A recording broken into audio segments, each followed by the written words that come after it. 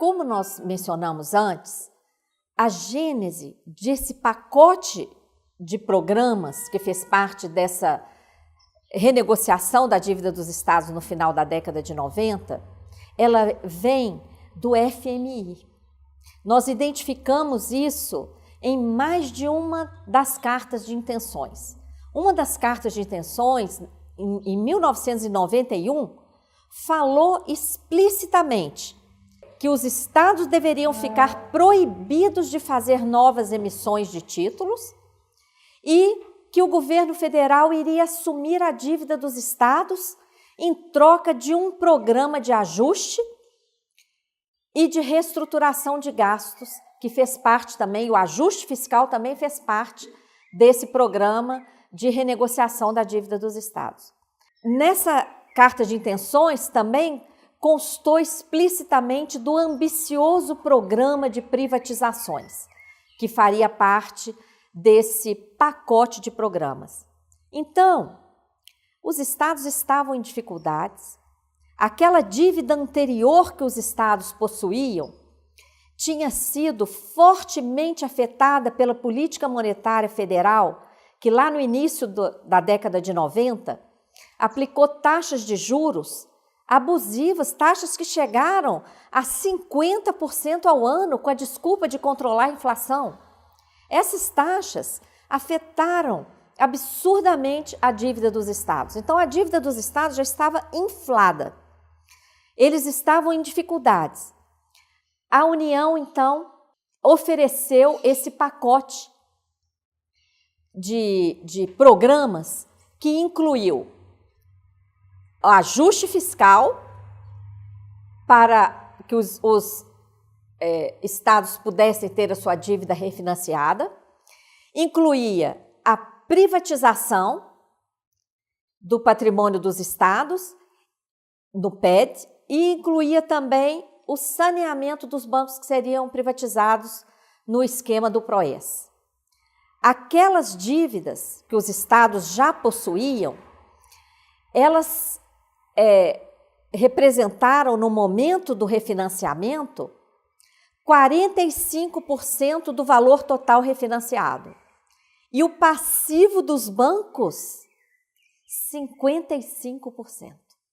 Tudo isso foi somado e foi refinanciado de tal maneira que todos vocês, seja lá em que estado vocês estão vivendo, vocês estão pagando passivos de bancos, ainda que eles não tenham sido privatizados. Apenas alguns estados não tiveram seus bancos privatizados.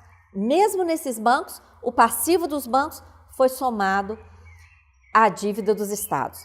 Nós tivemos acesso, na CPI da dívida, a uma tabela importantíssima, uma tabela que foi fornecida pelo Tesouro Nacional à CPI da dívida pública, em 2009 e 2010. Essa tabela, nós vamos trabalhar com ela ao longo do curso. Ela traz estado por estado o valor da dívida do estado e o valor do PROES. Vocês vão ver aí a relevância desse passivo dos bancos. Nós vamos comentar isso em outras aulas também. Essa lei do refinanciamento, a Lei 9496, então, além dos estados terem ficado sujeitos a um programa de ajuste fiscal, a privatização do seu patrimônio e a assunção do passivo dos bancos, essa lei estabeleceu condições onerosíssimas. Ela estabeleceu uma atualização monetária automática pelo índice IGPDI, que é o índice mais elevado que existe no Brasil. E em cima desse índice, juros de 6% a 7,5%. Ou até 9% no caso do município de São Paulo, mas os estados ficaram com 6% ou 7,5%. E depois nós vamos ver adiante também que, da forma como eles aplicaram esses juros, as taxas ainda ficaram superiores a essa.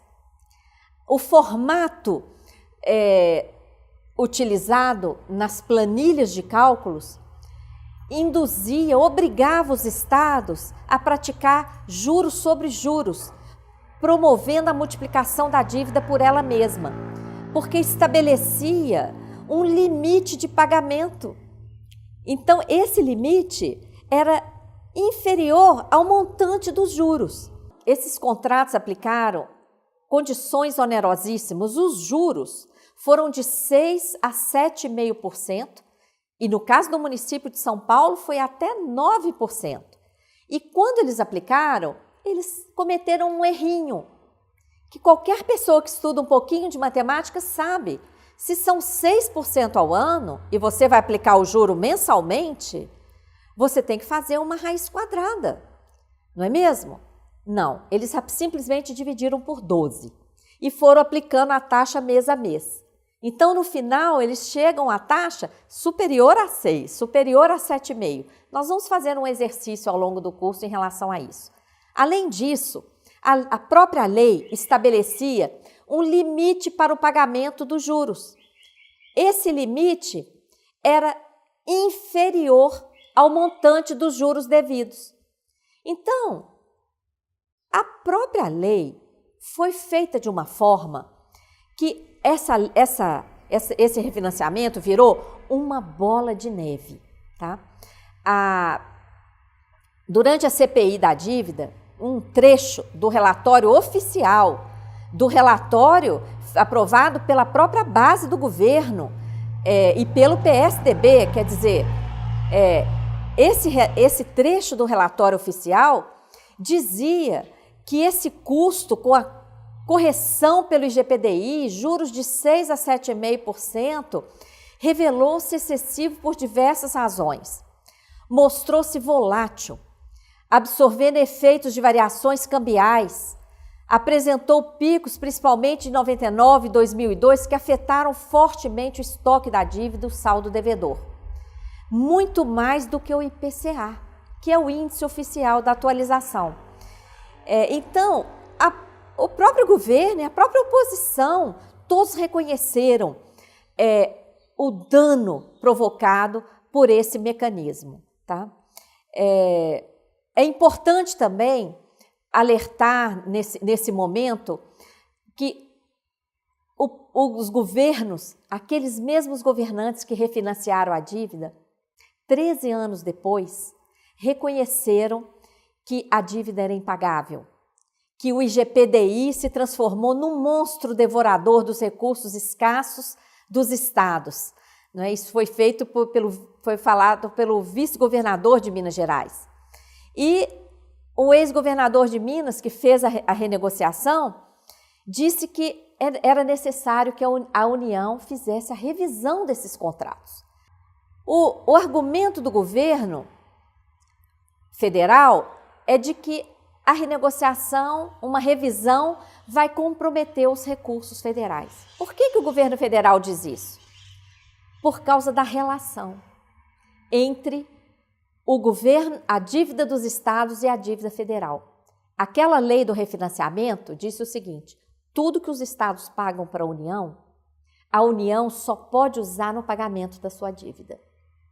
Então, há uma vinculação direta entre a dívida do estado com a dívida federal. A lista de ilegalidades e legitimidades é enorme.